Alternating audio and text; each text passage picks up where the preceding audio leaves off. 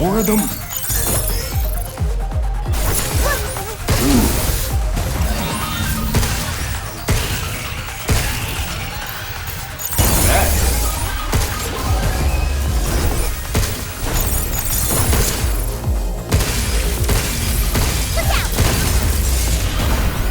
That's over with. Me too. My PC's working, it's working.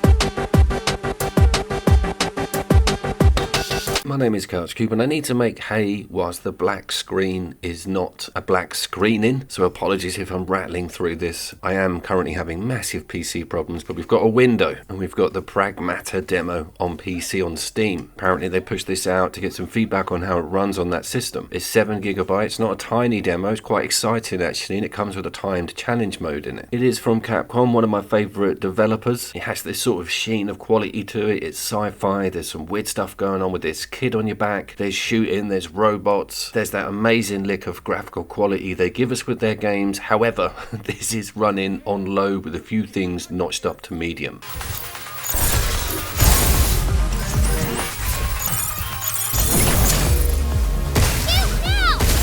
On it!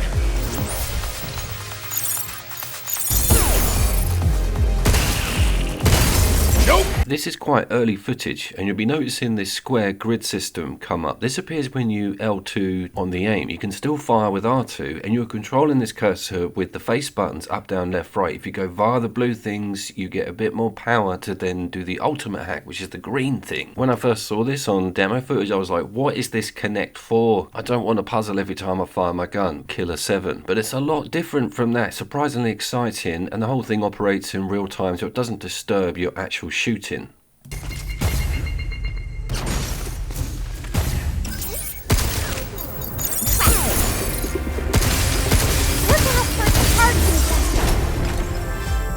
You are surprisingly sprightly for somebody who looks like Isaac from Dead Space's bigger brother. There's an Armor Core 6 light slide dodge on R1. There's also elongated jump mechanics with an almost jetpack style toggle on, toggle off upward force. And there's a relative amount of platforming. I love the complex, the design. There's something of the Lost Planet with this game as well. I don't know what it is. I think it's got to be the size of the sprite or maybe the weaponry, but they need to just dig that whole franchise out. Some of it was local co-op, if you remember. Probably should be putting it on the channel. I knew it. I like this.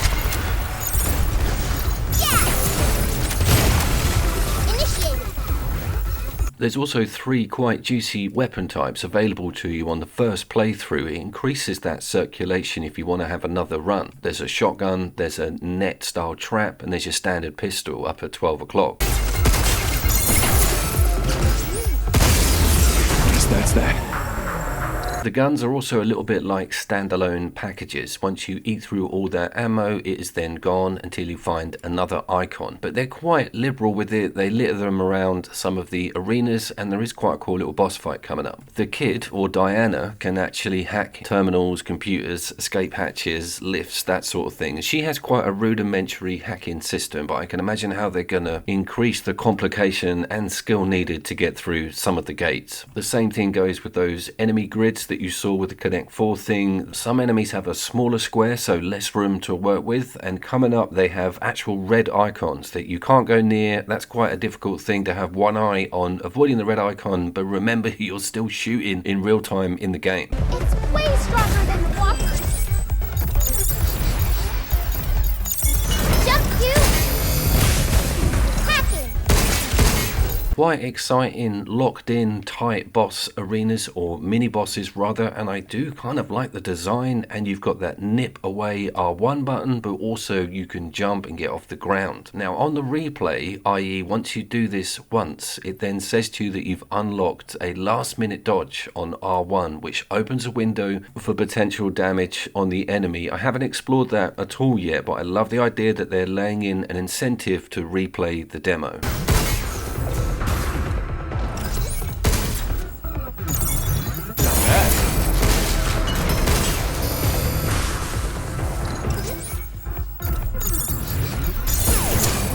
Now it's my turn. It's over. I thought this was going to be a really slow, story-driven, dialogue-heavy, you're rescuing this kid. I didn't even realise they both spoke to each other. I thought there was a misunderstanding with the language on some of the early footage we saw on pre-released material before this demo. But this is an out-and-out awesome third-person sci-fi shooter with a really in-depth hacking angle slung in via this Diana character. It looks slick, it plays well, it's going to be released on all platforms, and I haven't noticed any major performance issues on frames. I think I'd like to see those graphics tightened up a little bit on resolution and detail. If things keep going the way they do, then I probably will need to replace this PC and maybe in 2027 get a new one. This has got to be looking great on some top-end rigs, so I'd love some feedback on that. This is a GTX 1660, which is currently rigged up to a life support machine. Here's the game getting very busy.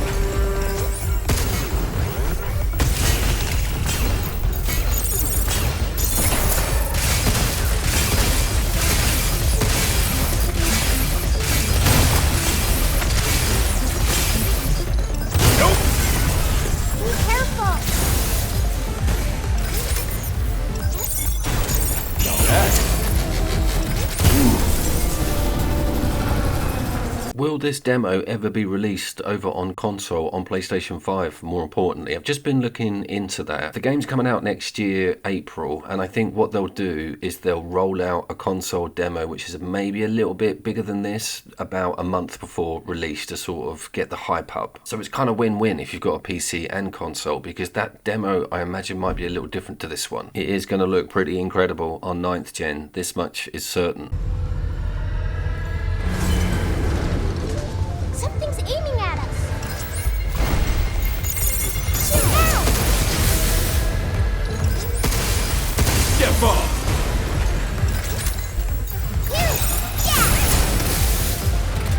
Yeah, let's do this!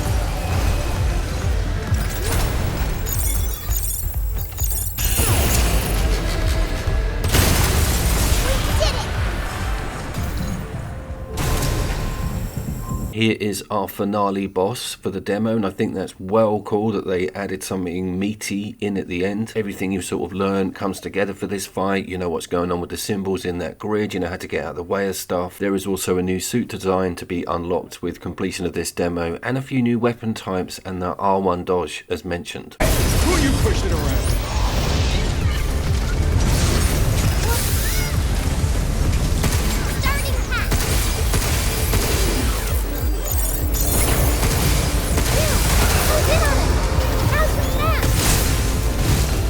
Take this!